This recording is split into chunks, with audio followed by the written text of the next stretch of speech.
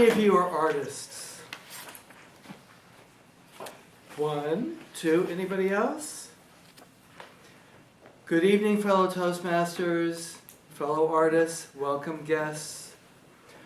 Art of any kind, be it painting, sculpting, tea making, pottery, can color our world and give us experiences that we may not have any other way.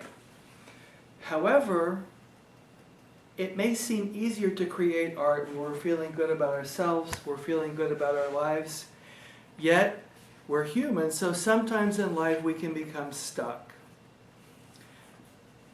In life in general, stuck in depression, fear, jealousy, whatever it might be. It is at these important junctures that it becomes the most important time to create art, because then we have more to express.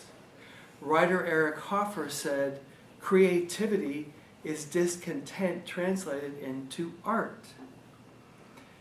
Therefore, art can elevate us to higher levels of understanding our own world, someone else's, expressiveness, and even courage.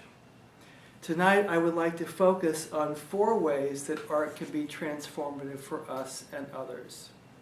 The first one is very simple. Many artists have said, through their art, they could express things that they can't in any other way. Have you heard of Georgia O'Keeffe, the painter? Almost everybody has.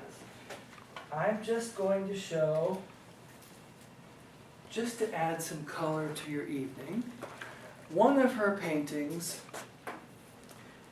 She said, I found I could say with shapes and colors things I couldn't say any other way, things I had no words for. Edward Hopper, another American painter, said, if I could say it in words, I wouldn't need to paint. Number 2.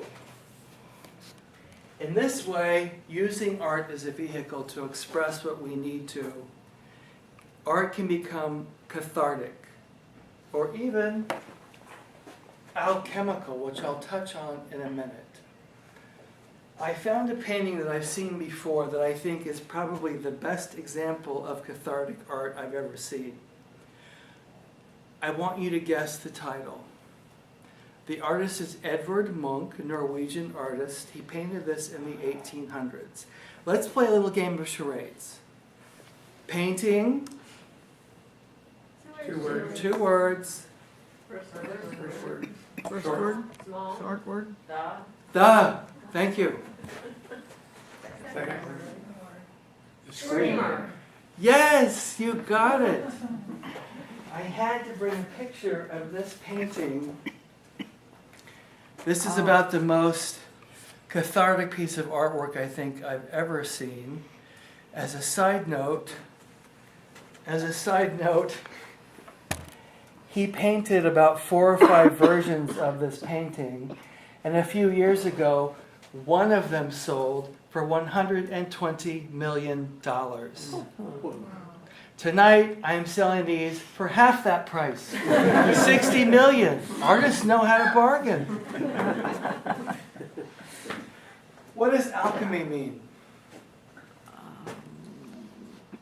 Making something Lead into gold. valuable. Ah, beautiful. An example. Years ago, I took acting classes in San Francisco, acting on camera with a coach that came out from LA. Every scene he gave me, my character was so angry all the time, angry. So I talked to him and he said, Reed, every actor is blocked around one emotion. Yours is anger. And I thought, because he was right. I didn't want to use my anger in my work. I was afraid of anger. I thought it was bad. But I did. And I channeled it into my work, and therefore my scenes became more real, more floridly vivid, and more interesting. And then Cliff said to me, this is what I love about the art of acting. It's like alchemy. You can take the lead from your life and turn it into gold. Number 3, risks. Going through this whole process, requires, not invites us to take a risk, but demands that we take a risk. Stepping out of our comfort zone, stepping out of our safety box that perhaps we or others have put us in, takes courage. The French painter Matisse said, creativity takes courage. But what are we risking? Look how quiet the room got.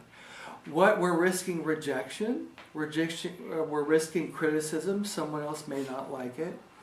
When we take risks with our art, we may not feel comfortable with it. Other artists may not feel comfortable with it, and it may not turn out how we want it to. But I guarantee you, every time you take a risk with your art, you will learn something. I guarantee it.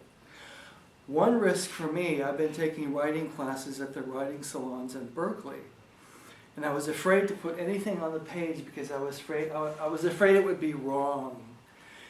And Karen Bjornby, one of my writing teachers, said, everything can be fixed except for a blank page. If there's nothing on the page, there's nothing to fix. Art requires risk. It can help us flex those muscles to gain that courage. Number 4, as kooky as it may sound, art, creating art, can be a spiritual experience. In one of those writing classes I took, every day we received a writing prompt for about 6 weeks, every day. We were to write on it for 12 minutes, just impromptu, just like table topics. And sometimes I would look at the page and see what I had written, and I would think, where did that come from? It didn't seem to come from me. It seemed to come from something outside of myself.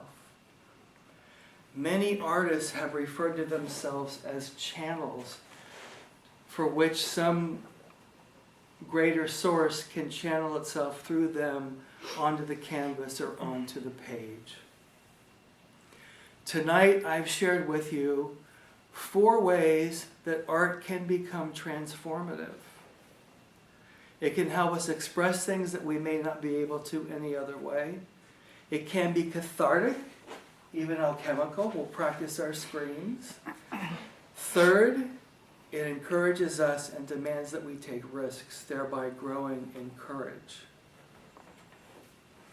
Another one of my writing teachers, in that class, I was afraid to put anything on the page because I was afraid that it would be wrong or nobody would want to read it. And Jess Wells, one of my favorite writing teachers, I have to give her credit, said, the world needs your story. The world needs your story and your story and your story. The world needs your speech. The world needs your writing. The world needs your painting. Have you heard of Julia Cameron? Yes? She wrote the book, The Artist's Way, which is really a timeless book for artists. She said, if you don't do your art, you're ripping the rest of us off. Visiting hours for adult services are over in 10 minutes. Thank you for your cooperation. If you don't do your art, you're ripping the rest of us off. So let's not rip off others. Let's not rip off ourselves. Let's engage in the natural process of transformation that is inherent in the creation of art. Madam Toastmaster.